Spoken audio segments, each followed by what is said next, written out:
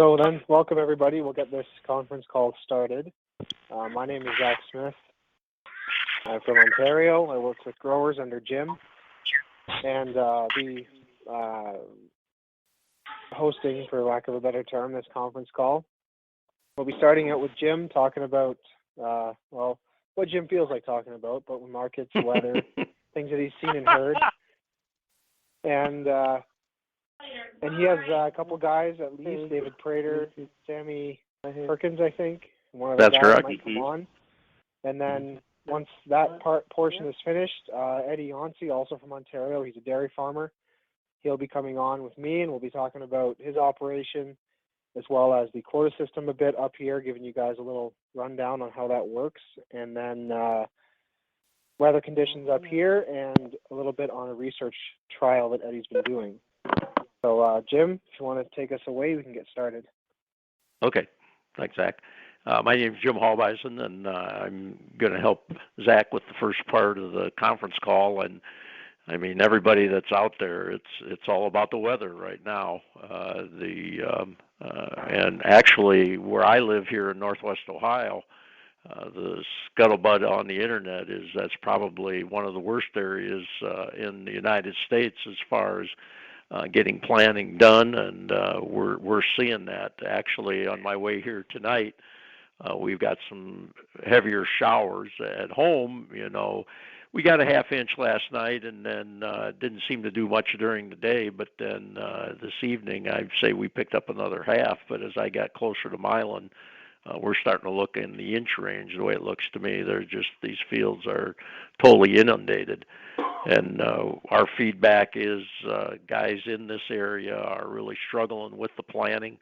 Your real light soils, those have had some things planted, but again, it's been a real struggle. And there's a lot of other issues with that. Forage is going to be a big problem.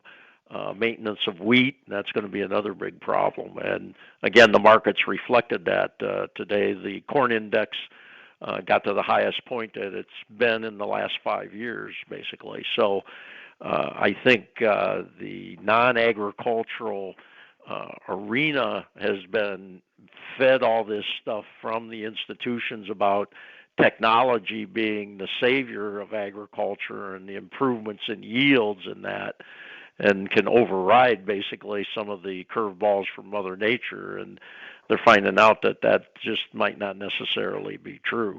And we're seeing that I think there's some grave concern, all through the supply industry about, where's this corn going to come from? And we're not really going to know this answer. This is only going to be speculative because, when you start planting in this mucky ground, okay, so you got the wet spot that you went around, but what's going to be the production, 50 feet from the wet spot or even 200 feet from the wet spot?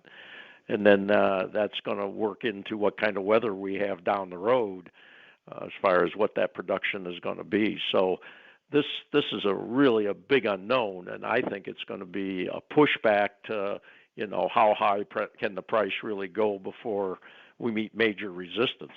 But they're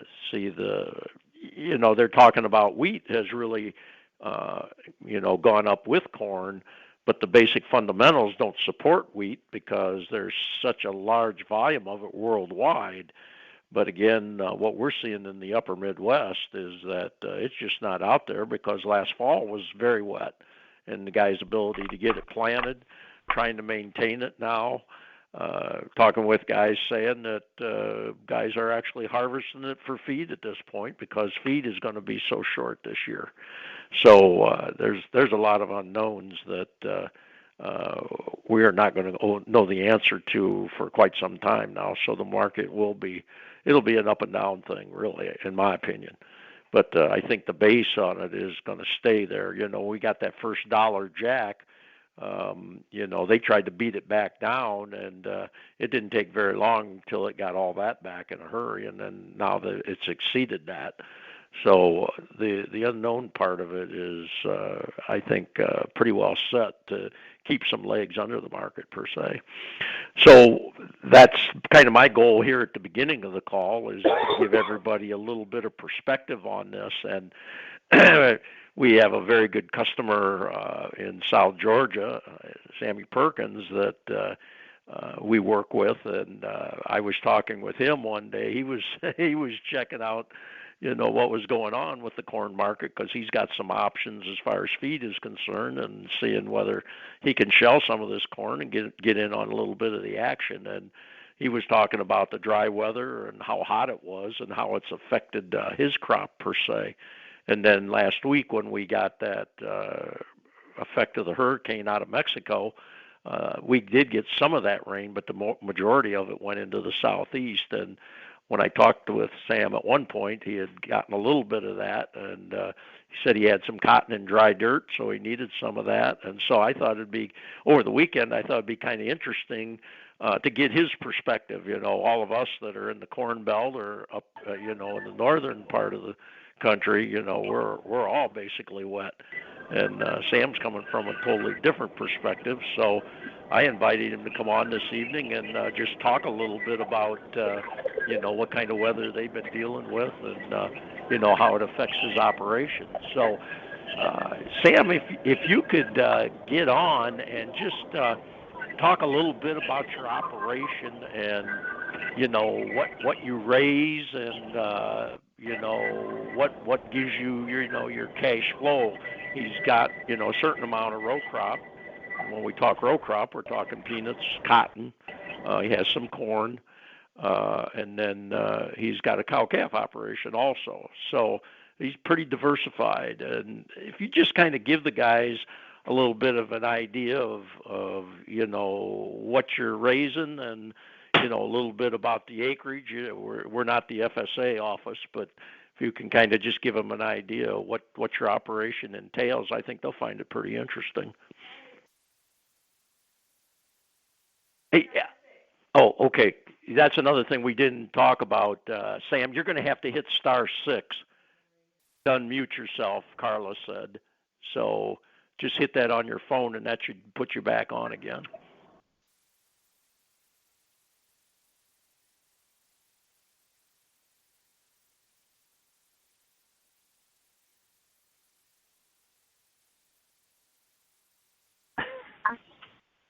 Hello? Yeah, there you are. Okay. Okay. All right. I didn't know I was muted, so okay. Yeah. Well, it kind of jumps around, and see, Carla's on the website of it. She can kind of keep an eye on us and tell each one of us what's going on. So You're unmuted now. So just like I said, give them a little rundown about your operation, and I'll ask you a few questions about what the weather's doing. Okay. Yeah, we have a pretty diversified operation. We grow the corn, cattle, cotton, peanut, pecans, and we should be growing some hemp, but we're not into that yet. So we could grow organic with the growers, I'm sure. But we experienced about 2 weeks of, I guess, upper 90 to 100 degree weather, and soil temperatures were 116 to 120 degrees, and it really had an adverse effect on the cotton germination, on some of it. But in the corn, last week, I think around the last week of May, early June, it was really tough to keep irrigation water enough to keep it cool. And so, but thank goodness we've got some good showers this week, and it's bounced back. The pastures have bounced back real quick, so we're in a lot better shape than we were even 6 days ago. So those temperatures were quite unique for you guys that early. Is that correct? Yes. I've seen it like this before, but just it wasn't this year. So gotcha. How big is your corn right now, Sam? We're just about roasting ears. Okay. I picked one the other day. It was just really just about roast near stage. But it looked, like I say, it looks much better than it did absolutely 10 days ago for sure. And you got cooler weather. Now, what about the cotton? You were concerned about that as far as you needed moisture to get it to come, and have you got enough moisture to bring it? And are you in pretty good shape, or did you have to do much replanting?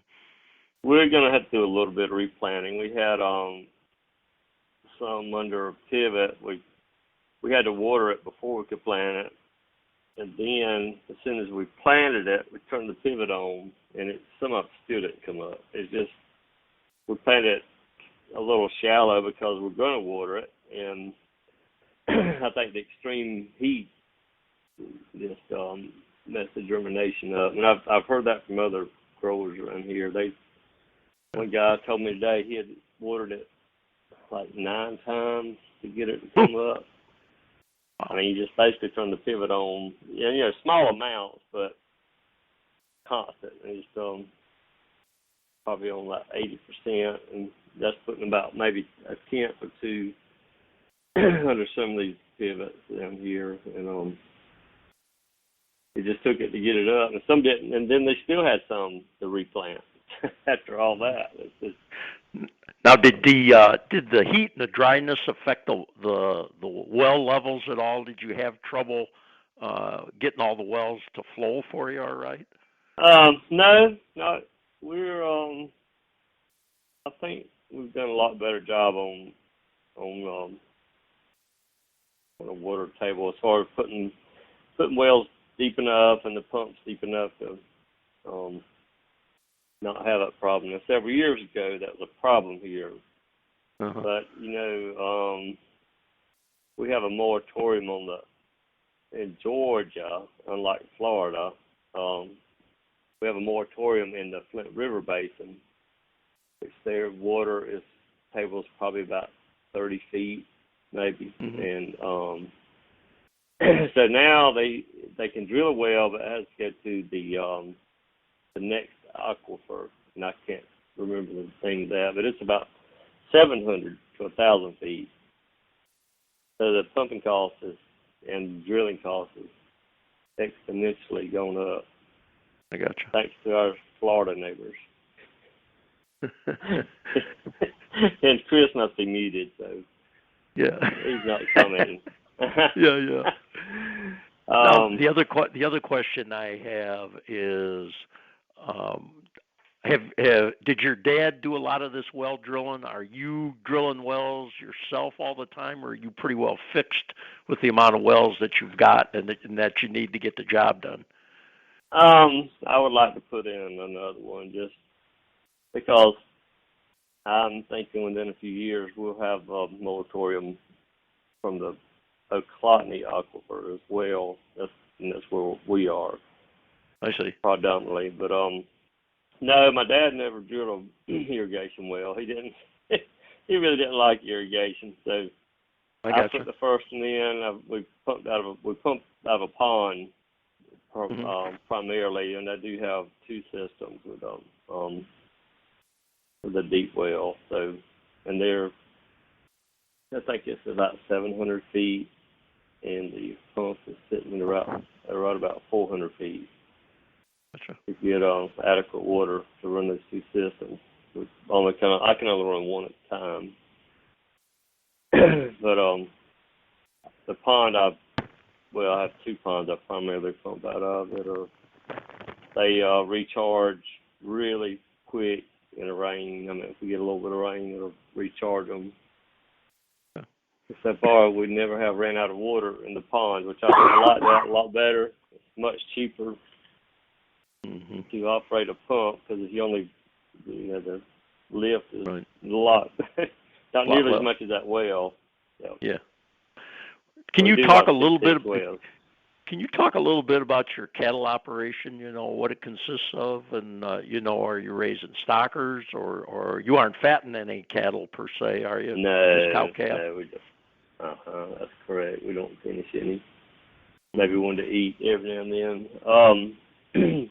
Primarily, we have cow-calf operation. We have done a lot of feeder cattle in the past, but I've kind of backed off the last couple of years. And Hurricane Michael was the reason for this last year not doing many.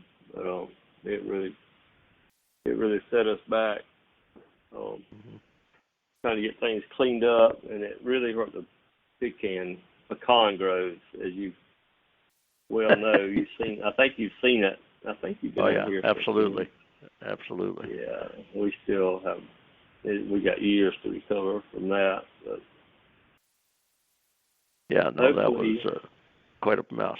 Quite a mess. Yeah, hopefully we'll replant some next year, and it'll take 7 years to get those back in production. The new ones we'll plant next year. Gotcha.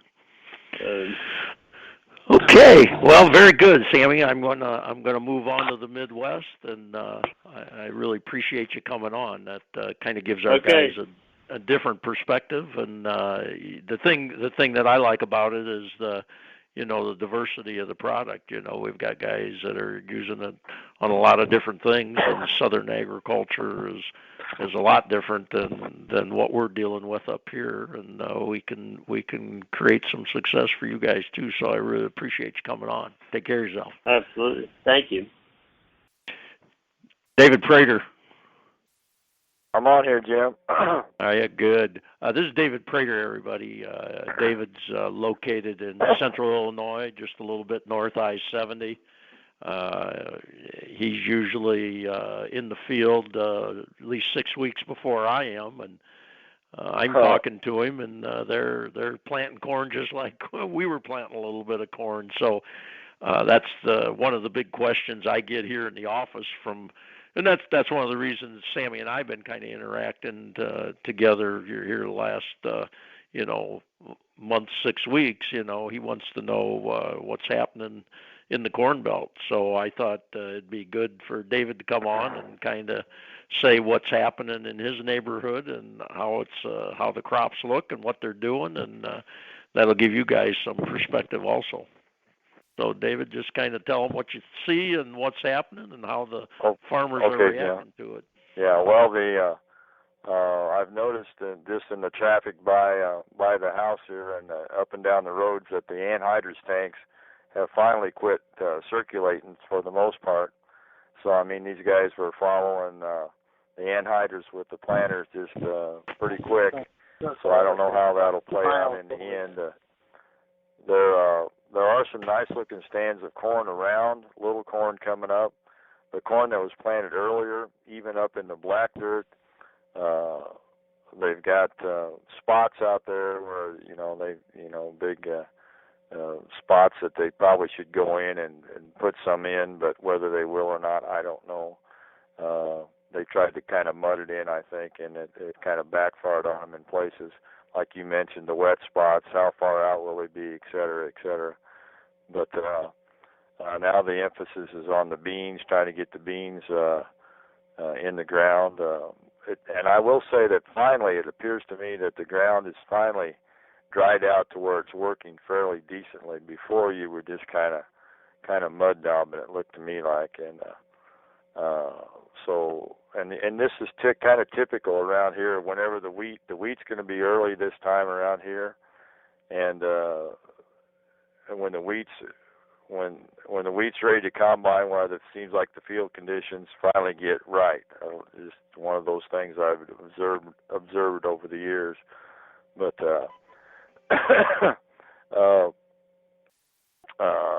I do want to mention that according to the St. Louis TV stations, the rivers have all crested, and there's still a lot of water around the St. Louis area, a lot of water, and they got over the weekend they got more rain coming in. How that's going to affect it, I don't know, but they don't seem to be paying much attention. Well, particularly since the Blues won the Stanley Cup last night, the whole broadcast is about the hockey team. So the weather's not getting a lot of due diligence, so to speak. But they do have more rain coming in over the weekend, and So I mean, they've interviewed some farmers on some of these St. Louis stations, and they're just beside themselves. They don't know what they're going to do, whether they'll be able to put in a crop or do anything. So at this late date, I would say by the time it dries out, if they got some beans in by the middle of July, they'd be fortunate, probably.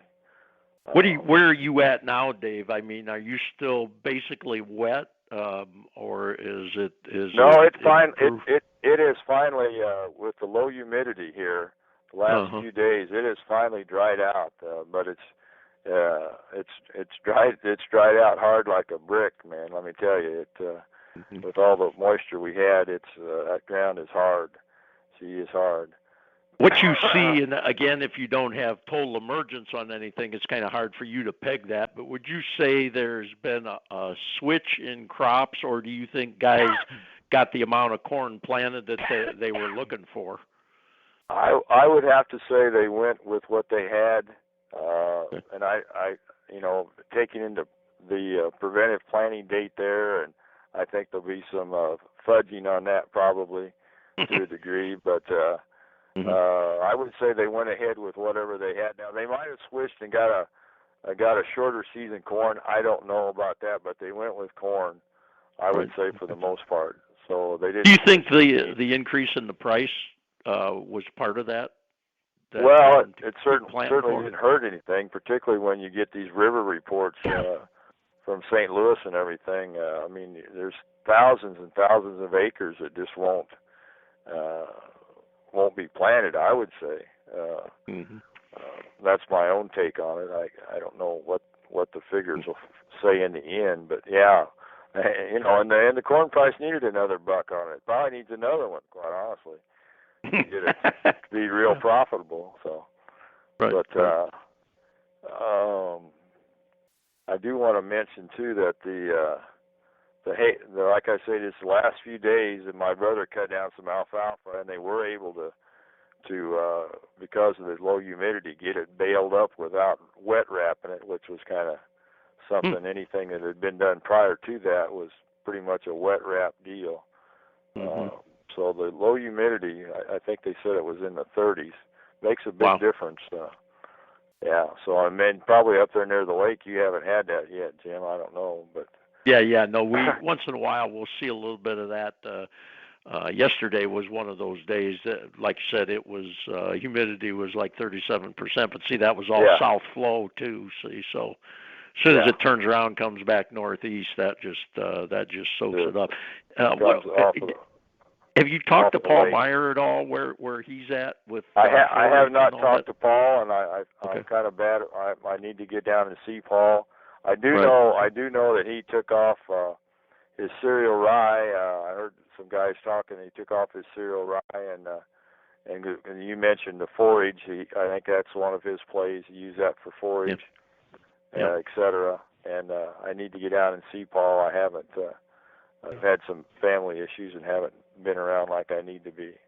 So this Paul Meyer that we're talking about is a dairyman, and he's down into a real hotbed area of dairy. When you see Paul, David, kind of quiz him if they've done any forage analysis at this point. We're getting some feedback in here in certain areas. I mean, the feed, there's just no energy to it. So no sunlight, so. I'd be very interested in what Paul's situation. Paul's been with us a long time, so I'd like to know if that's helping him as far as that energy. When he wet wraps that stuff, that early stuff that they make that they wet wrap can be pretty runny, and it'll be interesting to see if he can get some energy into that. So. Well, yeah. Okay, good point. Excellent point. And. But I know that's one of his common practices is to take off that cereal rye and then try to slip some beans in there or something, etc. Or maybe some corn even. I don't know exactly. But he is down there. He's in Clinton County, and he's a couple counties south here, and that's a big dairy county down there, cover crops, etc. Yeah, you're exactly correct with Paul Meyer. Yeah. So. Okay. Anything else, Dave? If not, I'm gonna move along to let the me east. mention here just quickly in passing that in the June issue of Acres USA, and I'm sure a number of people get that, there's an excellent article it's a 2-page article, Calcium is King, and it's in the June issue, starts on page 10 and 11. So lots of good information. If you're a little leery that calcium may not be the ticket, why, you need to read that a couple times to renew your faith. So that's what people know. It's a good point. Good point. It's well done. It's a good article. So. Did you read it, Jim? Good. Yeah. No, we took a look at it. Okay. Okay, David. Appreciate it very much. Real good. You're welcome. Thanks. Thank you. Take care. Gerald Hirsch, are you out there? Okay. Well, Gerald's they farm in Lancaster County, and I talked to him in the middle of last week, and I was getting feedback that the guys in the east were starting to get stuff done. They were in pretty timely shape, and when I talked with Gerald, that he basically confirmed that he thought everybody was pretty well caught up. Forages, planting corn. There's a lot of livestock over there, and making sure that they get their hay made and the forage is going. And then I talked with Lowell Grove, who is west of Gerald, and he said things were getting pretty well wrapped up, and his clientele base was, in pretty good shape. They battled the elements a little bit there early. He said they were wet, but then they started missing some of that rain. It was splitting. Some of it was going south, and then some of it was going to the north also. So they were able to get through with that. Now I see there's another front that's come up the East Coast. Some of these TV stations, like in Philadelphia and that, were showing quite a bit of rain, and that's supposed to roll up into New York City. But our guys there were, kind of catching up a little bit, had the advantage over us.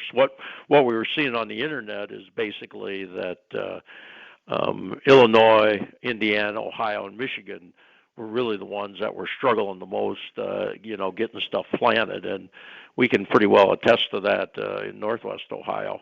And then we're getting feedback from other portions of the state that guys are struggling too. So this market is going to be pretty volatile, and if getting feed is an issue, you're going to have to start really trying to lock some of this stuff up, guys, because there's going to be a lot of prevented acres in certain areas, so the volume is just not going to be there, and there's going to be a mad scramble.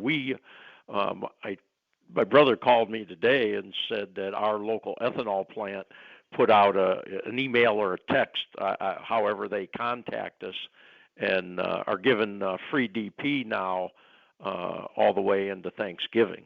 So that tells us that they're getting quite concerned too. And see, we haul the Poet, and Poet originated out of South Dakota. And South Dakota, right now, our guys are telling us is a quagmire. So their contacts are, they actually were in the gasohol business, or the brewing industries goes back to the gasohol in the middle 80s. And so they're just a bunch of farm boys that got that going, and then got a bunch of investor money to take it big and called it Poet at that point. But those guys have their ear to the ground much better than a lot of these other users of corn do. So I think that pretty well tells the tale of the tape that there's some real problems out there.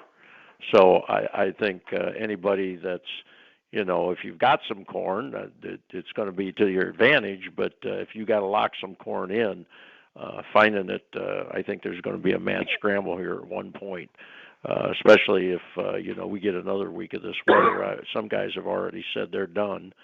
So we'll see how far it actually can go.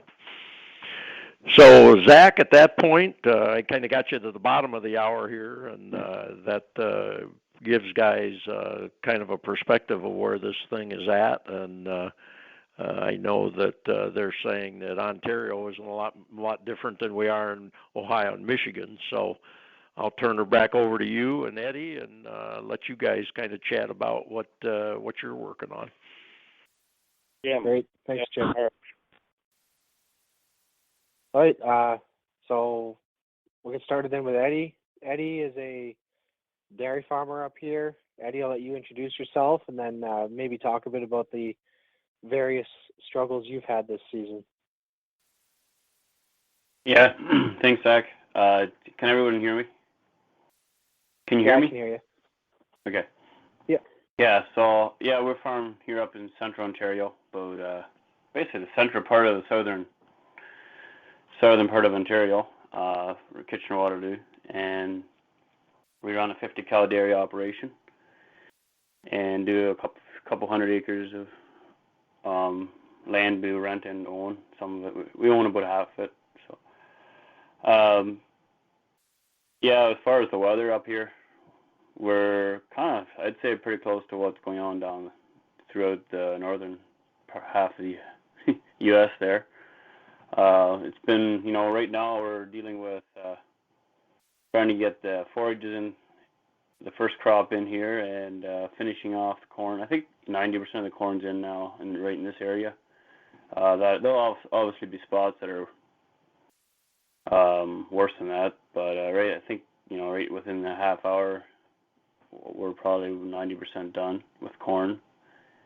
Soybeans are still pretty strong, but and we do a lot of edibles up in this area too. So so otherwise, there's a lot going on. It seems every time the sun's shining for 2.5, 3 days, there's basically only the day before it rains is finally when the soil is dry enough to work. So guys go nuts and crazy, and for example, last night we were going till 2 a.m, and that's been kind of happening a few times here, and it's spring, and I had a couple extra guys helping me out, so we actually had a couple tractors going around the clock. But it's just been crazy, and people get a little stressed, and you know how that all goes. But so, for example, yesterday we put in first crop on the silo forage, haylage. We finished up my edible beans, and we no-tilled some Sudan grass in. So that all happened yesterday afternoon. And trying to milk cows in between, so figure that one out. And so, what was the Eddie? What was that? The haylage, like, just by observation, how was it? Yeah, so yesterday was pretty good. The first field we cut about Monday, I guess we put it in, and last Saturday. That was the one field there we cut early because we had a lot of winter kills. A heavy clay, rented land.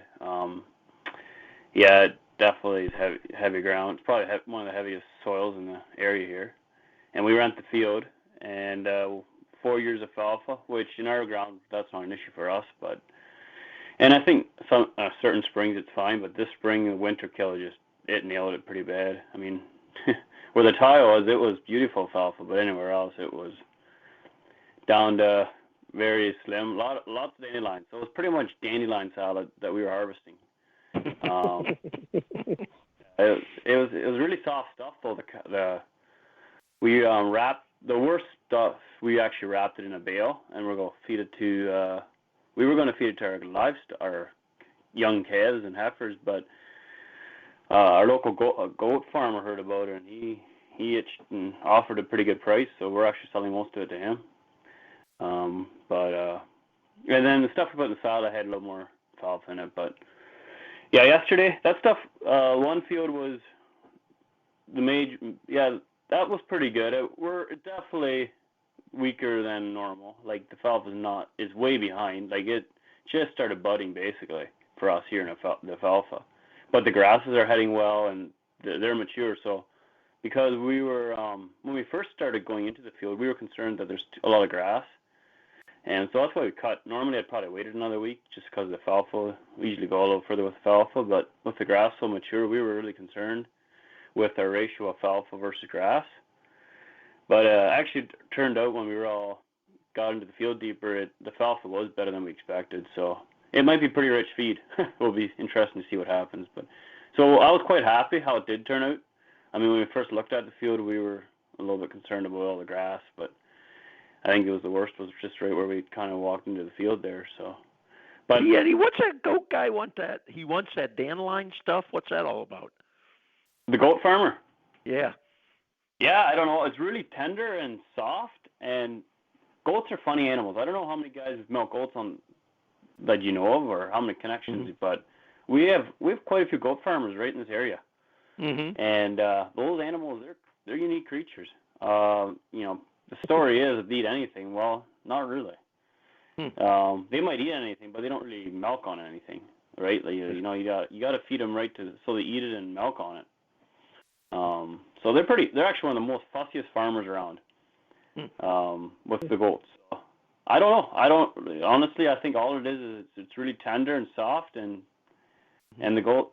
I don't know if his experience before, his goats love it or what, but he he wants everything we'll give him. So okay. Yeah, and I mean, whatever the customer wants.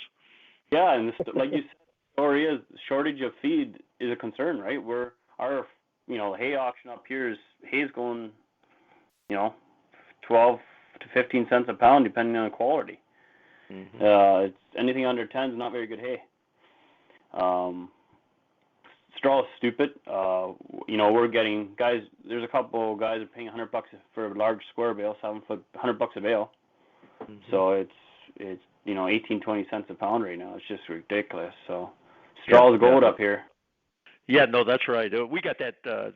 We've got guys telling us that these contractors are in a fuss right now where they're going to get it from, because a lot of the big suppliers themselves just couldn't get the wheat in, and they don't know where it's going to come from. Yep. Yeah, I would say I don't know what the percentage in Ontario sprayed, like burnt down wheat fields didn't make it, but it's high. Is it? I would like to say it's over. I would say it's 50-60% got burnt down. Woo. I might be wrong, but it wouldn't surprise me, because there was a lot that didn't get even, like, we were the first ones we were one of the first ones in our area to get the wheat out, and I mean that was September, ended right the last week in September, and there might have been 10-20% wheat put in then, and then anything after that, well, unless you had a really good high field and everything was just done right, maybe it made it through. But yeah, it's maybe 60% maybe isn't too far out being burnt off. Now the wheat that these guys are buying, are they feeding it, or is it mostly for bedding? The straw? The straw, right. Yeah, I would say now it's bedding, because I don't know, but there would have been a lot of feed. Like, a lot of guys do feed straw up here. Right. I don't know. It's probably dropped a little bit, especially with the price so high. They're willing to buy cheap hay. Like, I think a lot of guys last year bought hay cheap. You could buy hay cheaper than straw, like good old coarse, pretty much I call beef cow hay. You could buy that cheaper than you buy straw. So why would you buy straw? So I think there's less being right now. I would say a majority of the straw is just for bedding. Okay. We got guys calling. And the thing too is that everybody's saying the straw did not reach as far. Like, it seemed because we had such dry weather before the wheat came off that the straw was like really slippery, and it just seemed to take more straw this winter. I gotcha. So the straw didn't seem to move like a bale of straw didn't go as far. And secondly, I think the winter was it was kind of a damp winter, and it just takes a lot. So I think just all of it together snowballed, and it's like that's what's happening. So sure. Yeah. So, and with the dairy, we got a lot of dairies in this area, so they take a lot of straw. Eddie, I think if we could move quickly, maybe like 5-7 minutes. You said you'd done a little research for the quota thing. If you could go through that, and then we can talk about your the research little thing going on in the barn with growers, and then I guess introduce what we're doing in the cornfield too. Does that sound good to you? Sure. Yeah, just keep me on track. So this whole DFO, right now we're, I was just doing a bit of thinking through and looking at the website here, but up till before 2018 was kind of a turning point. So a year ago, 2017 December, the DFO was like screaming that we need more milk. Like they had actually given us up till 2018, we've been getting 15% quota given to us, which that's a pretty good amount. I'm going to interrupt there for a second. DFO is Dairy Farmers of Ontario, and they're the marketing board, right? Right. Sorry. Yes. The Okay. ones that control the quota system, they control the marketing and the quota. Yep. Okay. Yep, that's right. That's the Dairy Farmers of Ontario. Sorry. Yeah, that's right. So up until 2018, we were getting incentives, and they were giving us quota, like extra quota on top of what we had for free. You know, and it was looking like, you know, we got to make more milk, we got to pump milk out, and it was kind of like, well, you guys were going downhill, we were going uphill, and it looked pretty good. 2018 January, they're talking. Look, there was a lot of this incentive days, which means they give an extra day. So you got your 30-day month. It's based on a 30-day month. How quota is, right? You produce so much quota per day on a month basis, and so any extra day, they might give you 3 or 4 incentive days, which means you can produce 3 days more milk in that month and without being penalized. So if you go over your limit for the month, they either don't pay you or penalize you. Actually, right now they got a little stricter with that because we flipped around. But up to that point, they were giving out quota like it was going out of style, just because they couldn't fill their markets, or so they claimed, or I don't know. I don't understand it. But anyways, January 18, they were still saying, look, that was the pivoting point. They were just like, you know, we're hoping we can. The biggest concern was happening is farmers weren't filling their incentive days. So they were giving all these extra days to farmers to produce extra quota, and farmers weren't filling it. A lot of them weren't. And what was happening is, I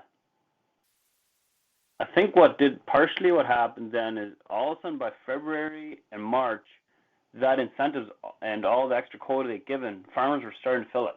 They were actually, finally we were getting, either getting more milk, finally getting the cows to milk, or whatever. Maybe they just, you know, it seemed in general, the dairy industry, it seemed that farmers were getting a quota filled a lot easier and better. And all of a sudden, April, they're coming back and saying, we got too much milk. And we might be cutting quota back. And that is also when NAFTA was going on, and the TPP.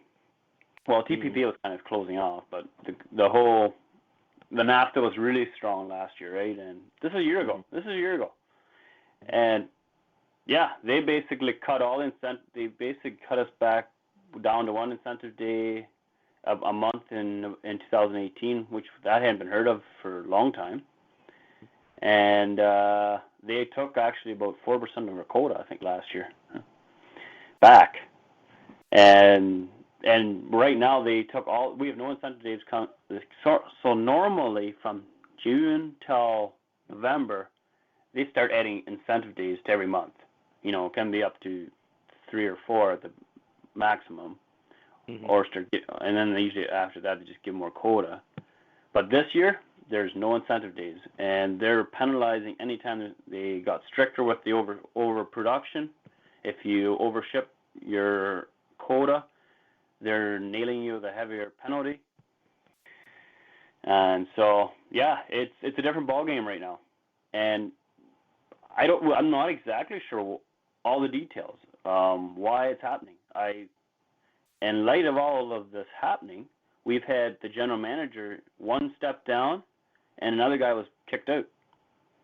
And we haven't really heard all the information why. It's been pretty quiet. Do you think it has something to do, Eddie, with, like, we have the TPP and the USMCA, NAFTA, and then the one with Europe as well, and all of those are seeding little bits in import markets. So, like, I know. Yeah, the NAFTA isn't really coming into effect for another year or two, I think. But could be scared for that, could it not? Yeah, I don't know. Yeah. Yeah. But that would be on the consumer side. The scare right now would be more the farmer, I think. But I honestly, I don't know. I I'm not the expert on understanding all this. I think so. Right now, the bottom line is there's a little bit of uncertainty going on with our quota system. I mean, for the most part, it's been pretty good for us compared to what you guys experienced in the U.S. We've had it quite well. But my dad started milking cows in 1985, and people were telling him that the quota is going to be out. I mean, it's 34 years later, but it isn't. It's a lot. There's a lot more concern now than there was then. Like it's whether I don't know what will happen, but for me personally, it's a concern because I'm kind of taking over the home farm. Pretty much going under, Dad owns the major part of has most of the debt under his name yet, and I'm planning to take most of that on here within the year. And well, how am I going to be foolish, right? But at the same time, it's been the most stable thing here in agriculture in Ontario. So that's the decision we got to make. So for you guys listening down in the States, since the quota system came in, I believe it was in the 70s, it's pretty much been untouchable by most politicians. They won't even go near it with a 10-foot stick, threatening to take away from that. And that's starting to change with the trade agreements in the sense that it's chipping away. And Eddie, if you agree or disagree with this, let me know. But I think a lot of it comes from pressure from processors because they are the ones that want access to cheaper milk. And that can often come from either the States or a different market that doesn't have a quota system. And so I think that's driving a lot of it. They have some influence, whereas individual farmers not so much, which is supposed to be the job of the DFO in similar boards. But as it is often with collectives like that, they get to a point where they begin to exist for their own income, their own profit, their own power, rather than the people that they're supposed to represent. Their own existence, like you said, Zach. It's to maintain their existence. They don't give a crap about the people they represent. Exactly. Yeah, I think I'm thinking that's what's going on here in the last couple of years. It seems. I think up till prior to that, I think it was a little. Like they have a lot of farmers on board. Like on they sign their, they put on board members or majority of them are farmers. But that's limited too. Politics always work. But I think that's the concern in the last couple of years. I think you nailed most of I would agree with major of what you're saying. Okay. Yeah, I would. I think the whole global marketing and everything's so global, controlled by global trades and so that all has effect in it, right? So one of the things they try to do up to now. So, just to finish up on one of the things that the DFO, like the Ontario, Dairy Farmers of Ontario and Canada. DFC, Dairy Farmers of Canada, what they were really trying to do is prove to the consumer that we can produce the best quality milk in the world. So, I mean, the regulations that we got here in Ontario and Canada are pretty extreme. I mean, inspector will just randomly show up if he feels like it, and stuff like that. And we got to prove now that we got environmental farm plan and all that going on. I mean, they got their hands in everything here. Like it's California style all the way. Coming. They're taking it way beyond any quality milk thing. They're just using that as I mean, there's a lot more to so it's that gets kind of frustrating from a farmer perspective because it's just the pressure is so high and the paperwork we got is just ridiculous. And they haven't paid us more milk in the last haven't paid us more per liter to bring all that in. So, it's the margins have gotten tighter because part of it is for me, just personally, is getting the paperwork done. Because they come and check me out, I have to do my own self-declaration once a year, and then they come in between that every other year and, make sure everything, my records match everything. And, it's HACCP, it's, it's like running a doctor's. It's like running a hospital now, right? I mean, we're regulated very strongly on how we administrate drugs. I mean, it's coming to the point where you have to have a prescription for almost anything you're doing. So it's just a lot of it gets the vet out to the farm a lot more when they don't do nothing for free. So the margins keep getting tighter. Yeah. So yeah, I think I think we'll move quickly then, Eddie, into your. Sorry. Yeah, talking about going into the barn there. So I'm doing a side-by-side trial with the regular premix dry premix from the local feed company versus 100% growers and vitamins. And I've been doing it for about a year now. And I don't have all the data like I wanted to. I still have to do some analysis in the manure and that. But from observation and the dairy comp. Sorry, it's getting late. DHI. We are seeing the repro is better. We are finding seeing less breedings per pregnancy, so the conception rate is definitely improved from the dry mineral.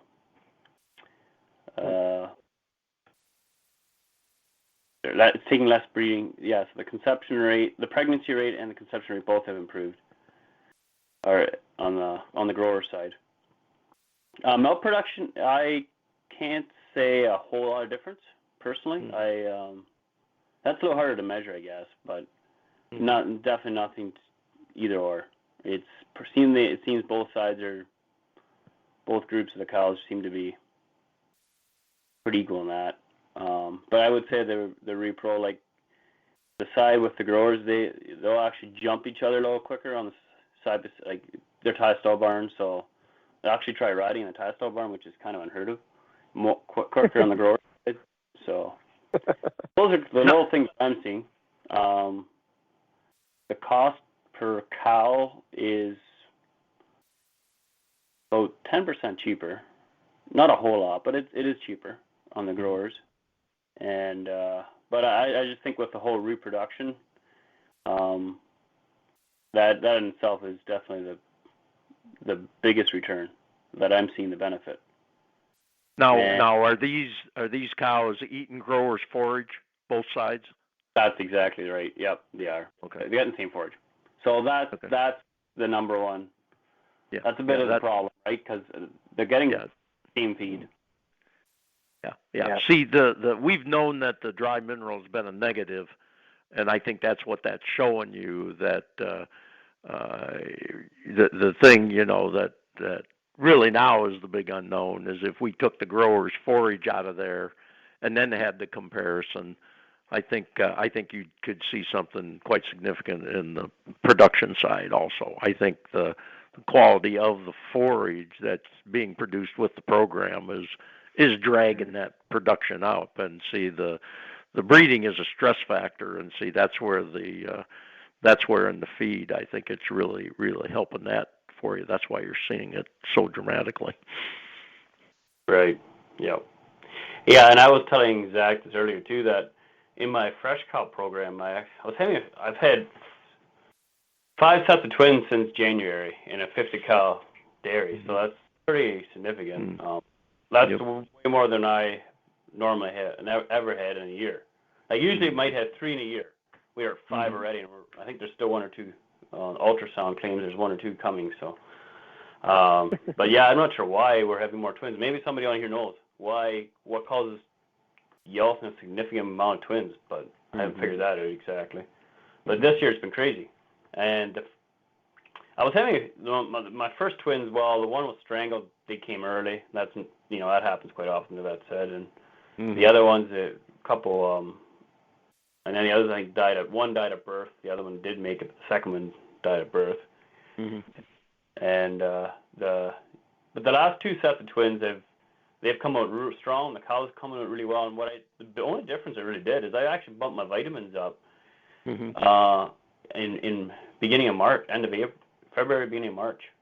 I the vet was, because I was having some calves that were kind of acting dumb when they were born. They didn't really want to stock. And the vet's like, well, your vitamin E might be a bit low or something. So E is that's an issue. Yeah. So I bumped my vitamins up more than they were recommending, and it's come along. Like, I've had no issues with all the cows with no twins, and even the ones with twins it seems even the cows coming in pretty strong, and the calves are, like, my last set here was 2 days ago, and yeah, they're doing really well. So I don't know, it seemed to help some, and so it's going a lot better anyway. Good. So. Let's go to the field. Yeah. So Eddie and I, well, mostly Eddie, is we're doing a corn trial with growers. So Eddie, do you want to explain? You want me to? You can. I'll help you out if I want to clarify. If I get anything wrong. Yeah. So basically, we're comparing growers in furrow with in furrow and 2x2, and then of course a check plot. The way it's kind of worked out is you get Eddie's a 6-row planter. Facing it from the back, the 3 on the left are simply in furrow. The 3 on the right are both. He does it at a rate of the one first few passes were a rate of 7 or 8 gallons total at 50-50 GMS to water total. ratio. 8. Well, that would be on the 2x2. Well, I guess no, that'd be total. But 2/3 of that total would have been going on the 2x2 side, and the third would. I don't have that broken down, but so a third of the total volume was going directly into the in-furrow, and the 2/3 was going 2x2. Does that make sense? Yeah, and that's 8 gallon total. Yeah. Because that's 8 gallon of growers or 8 gallon of volume. Volume, that was like 4 gallons of growers. So basically 2.5. I think it was about 2.5 on the seed, and 3.5 on the. Does that make sense? 2.5. Yeah, no, that's right. No, you'd be right. You got probably about 2 1/4 in the trench, and then you've probably got about 3 3/4 in the 2x2 position. Yeah, that sounds right. Yeah. It's getting late. Sorry, Eddie. Yeah, go ahead. There's another pass. I don't have the notebook in front of me right now, but where Eddie actually upped the rate, which will be interesting to see. So I think it's 10 total gallons rather than 8. And that's right next to the check strip. So it works out essentially. We have 3 rows of in furrow, then 6 of 2x2 and in furrow, 6 of in furrow, and then I think 12. Oh, where am I? 12 of check. 12 check, and then 24 more. So 4 more passes of in furrow, or of the mix. Anyway, it's all written down. We're gonna keep track of it. I'm gonna be taking pictures. Eddie asked today. He said that it's all germinated. Good. So it's above ground, which is good to see. Good. Is there anything else you want to add, Eddie? Yeah, no, I think that's pretty much everything. It just popped through today, so. Can you talk a little bit, Eddie, about the 2x2? What kind of apparatus did you have to put it 2x2? Yeah, so I just basically added on. So our system is a manifold. It's a system that Alpine uses. I don't even know what the name of the company is they use, but we just added 3 extra lines to the manifold, and put there was dry fertilizer boxes on the planter that we don't use in it right now, but we just stuck up and it went 2 inches away from the seed, and we just stuck it down there into the ground. Yeah, and ran the line from the manifold. It was actually pretty easy. What is it like a shoe opener and then a disc closer? Yeah, there's it's like a disc with a shoe opener. I gotcha. Okay. Like it was a wavy disc. Like a net. Yeah, so it looked like the guy that had the planter before my uncle had it. He kind of made his own planter, and he kind of kind of had done that already before. Mm-hmm. So we went 2x2 and ran our lines in there, and it worked out pretty good actually. Now, is that basically where you think the drop is, that you're actually 2 beside and 2 below? No, I'm not sure about the 2 below exactly. That might, the two beside, I'm very like that's 2 inches for sure, 2 inches away. The 2 inches below, not exactly, because it dropped down the shoe, but it kind of sprinkled, like it cut off groove with the desk, and then just dropped in behind there. So it probably kind of it dropped into that groove. So the groove would have been about 2. Yeah, the groove was 2 inches deep. So it kind of, a bunch of it went in the groove, but it probably kind of just absorbed all around that trench. Does that make sense to you? Yeah, see, and I think what you guys need to do is, okay, the corn's emerged at this point. Yep. Yeah, I think you need to get in there and dig around on the seed and see what those lateral roots are doing. See if that we've actually had, when we've put the growers underneath, had the apparatus to do that. You'd get to dig around in there, man. Those roots would go down into that growers away from what was dropped into the trench, and those roots would be very, very large. We actually see that in soybeans. When the bean would be popping out of the ground, you'd have a 6 or 8 inch taproot on it going down into that growers, and it'd be interesting to see if your lateral corn roots are doing the same thing. Yep. Well, maybe by tomorrow afternoon it'll be dry enough to walk the field. I don't know. Yeah. But I just carve around in there. Especially sometimes you get ones that aren't emerging and that kind of thing. But the ones that you've got emerged, follow those roots and see what they're doing. Yep. Yeah, that's a good idea. Yep. All right. We're a bit over time, so thanks. Very good. Thanks a lot, Eddie. That was great. Mm-hmm. Very good. Yeah. Everybody, thanks for coming on the call. The next one is going to be July 11th, also at 10 p.m. Eastern Daylight Savings Time. That'll be Dennis Grove. That's his picture. So. All right. Dennis Grove. Happy planting for those of you that don't have it. Hope you can get it in, and have a good night. Thanks. Bye.